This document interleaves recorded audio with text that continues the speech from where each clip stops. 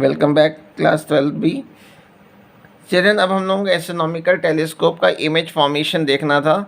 तो यहाँ मैंने एक प्रिंसिपल एक्सिस ड्रॉ कर दी है।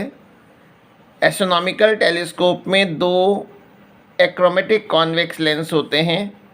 एक्रोमेटिक कॉन्वेक्स लेंस मीन्स ऐसा लेंस जिसमें कलर का डिफेक्ट ना हो, जिस कलर का ऑब्जेक्ट हो उसी कलर की इमेज बने, ठीक है ना। ये जो इस लेंस जो बड़े साइज़ का मैंने लेंस बनाया हुआ है कॉन्वेक्स लेंस, इसका साइज़ भी बड़ा होता है, एपर्चर भी बड़ा होता है। इसको हम लोग ऑब्जेक्टिव लेंस कहते हैं, ऑब्जेक्टिव लेंस। और इसका जो ऑप्टिकल सेंटर है उसको मैंने ओ लिख दिया है, ठीक है। इससे हम लोग डिस्टेंट ऑब्जेक्ट को देखते हैं। तो ये कोई डिस्टेंट ऑब्जेक्ट है, इसको मैंने बीच से डॉटेड लाइन से दिखा रखा है, वो केवल इसलिए कि वो ज़्यादा डिस्टेंस पे होने की वजह से हमें क्लियर दिखाई नहीं पड़ रहा है, ठीक है।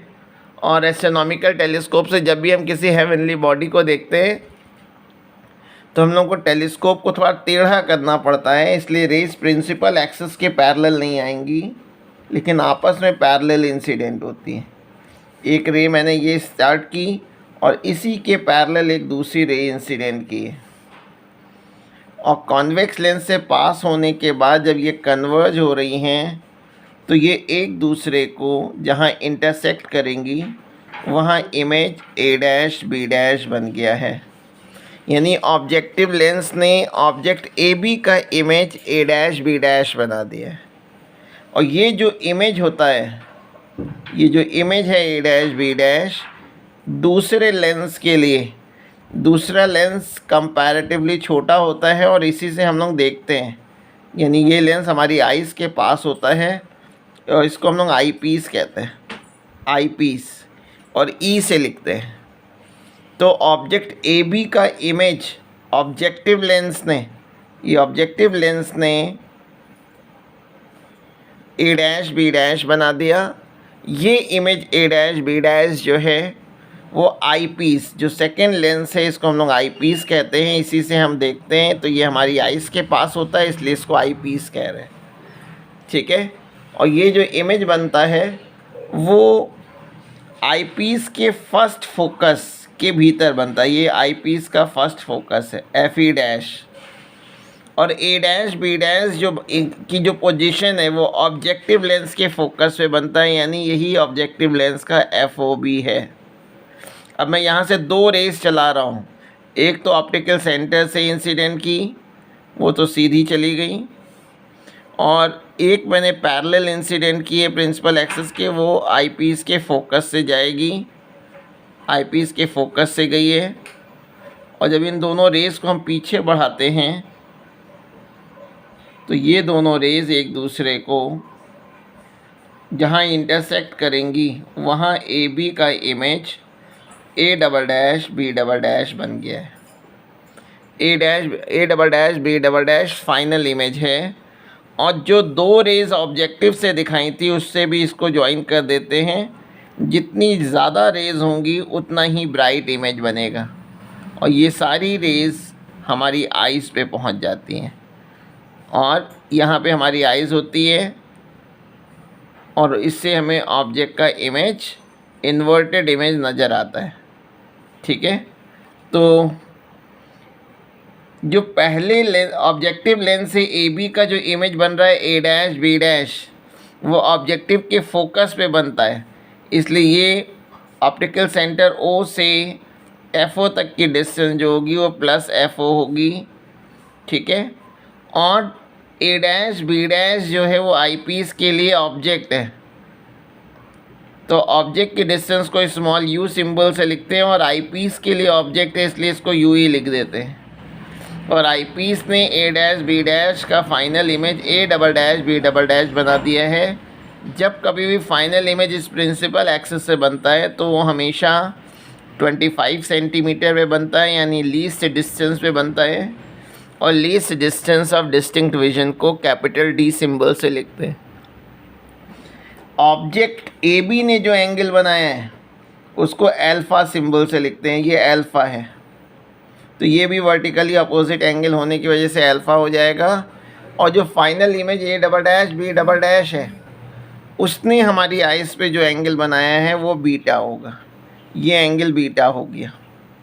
ठीक है, तो इमेज फॉर्मेशन में जो आपने बनाया है उसी को 2-3 लाइन में लिख लिया जाता है कि objective lens formed the image of an object AB as A dash B dash. This image A dash B dash, ये जो image A dash B dash है वो आई पीस के लिए ऑब्जेक्ट का काम करता है। This image A dash B dash acts as a virtual object for eyepiece whose final image A double dash B double dash बन रही, whose final image is formed at A double dash B double dash.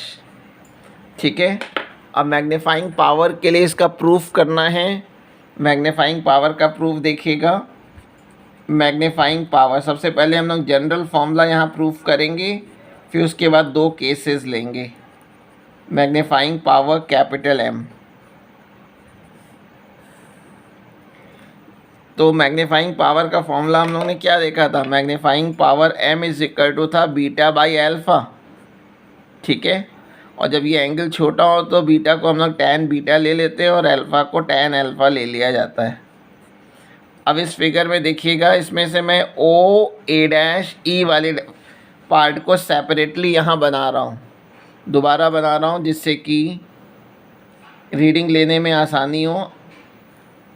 ये O है, ये E है, ये A dash B dash था, ये angle alpha है ऊपर वाले डायग्राम में और ये बीटा था। तो मैं पहले अल्फ़ा टैन अल्फ़ा की वैल्यू निकाल ले रहा हूँ in triangle O A dash B dash. अगर अल्फ़ा निकालना है तो मैं टैन अल्फ़ा की वैल्यू निकाल ले रहा हूँ। टैन अल्फ़ा है A dash B dash upon O B dash. O B dash objective के राइट साइड में है, इसलिए इसको हम लोग प्लस साइन के साथ ले लेंगे, ये हो जाएगा प्लस FO। इसको मैंने इक्वेशन 2 कह दिया। Now in triangle A dash B dash I E, अगर मुझे बीटा निकालना है तो मैं इसको टैन बीटा कह दे रहा हूँ और टैन बीटा की वैल्यू होगी A dash B dash upon B dash E।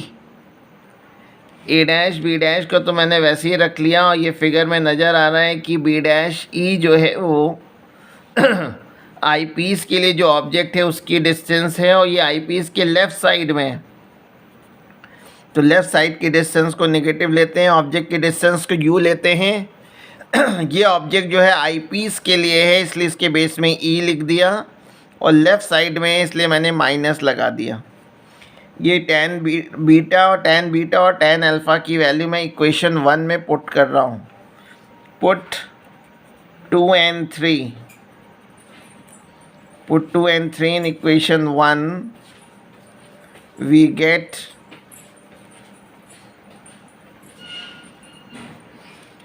तो क्या आ जाएगा?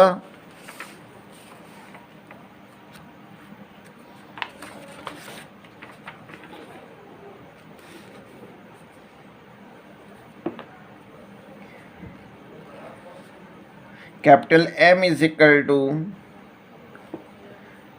इसमें A dash B dash cancel हो जाएगा क्योंकि ये आएगा A dash B dash upon minus UE upon A dash B dash upon plus FO। तो A डैश B डैश तो कैंसिल हो गया, तो ये जनरल फॉर्मूला आ गया minus FO upon UE।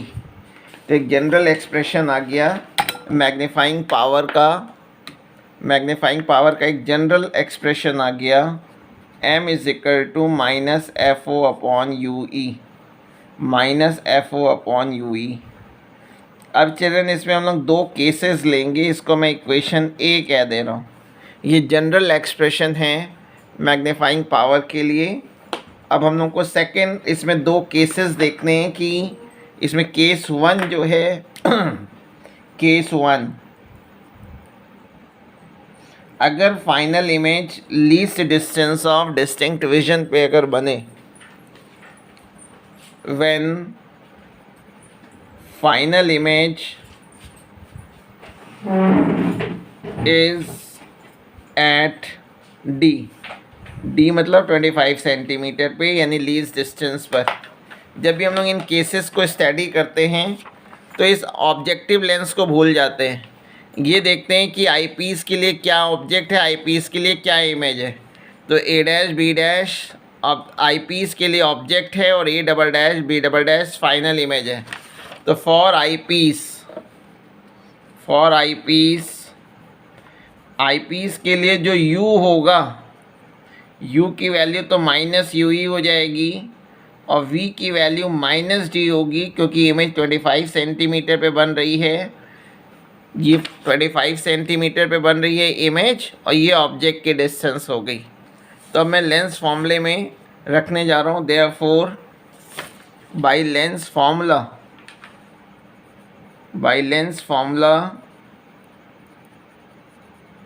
1/f is equal to 1/v minus 1/u, या 1/f is equal to minus 1/d plus 1/ue।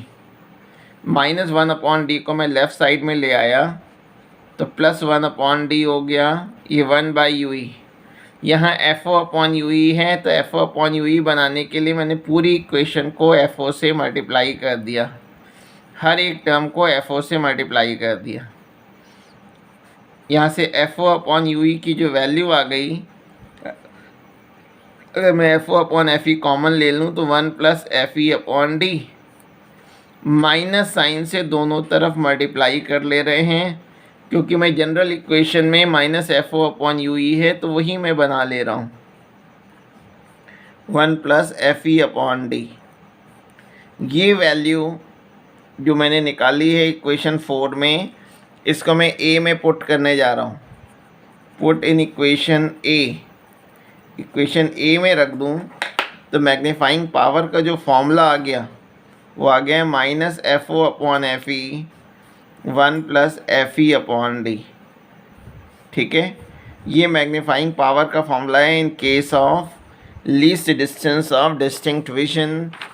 और इससे अगर मैं टेलीस्कोप की लेंथ निकालूं तो FO+UE के इक्वल होगी। तो लेंथ जो हो जाएगी mod of FO plus mod of length of telescope हो जाएगी mod of FO plus mod of UE। ये केस 1 था। और केस 2 बहुत इजी होता है, जब फाइनल इमेज इन्फिनिटी पे बने तो उसको हम लोग 2 लाइन में बस कर सकते हैं। केस 2,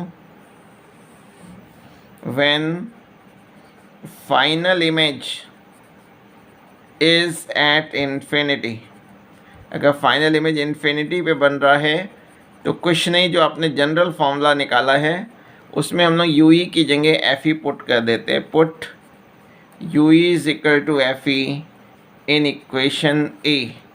ऐसा क्यों कह रहे हैं? क्योंकि हम लोग को मालूम है कि कोई अगर ऑब्जेक्ट फोकस पे रखा हो तो फोकस से चलने वाली रेज रिफ्रैक्शन के बाद प्रिंसिपल एक्सिस के पैरेलल हो जाती हैं, और पैरेलल का मतलब है कि इमेज इन्फिनिटी पे बनाएंगी।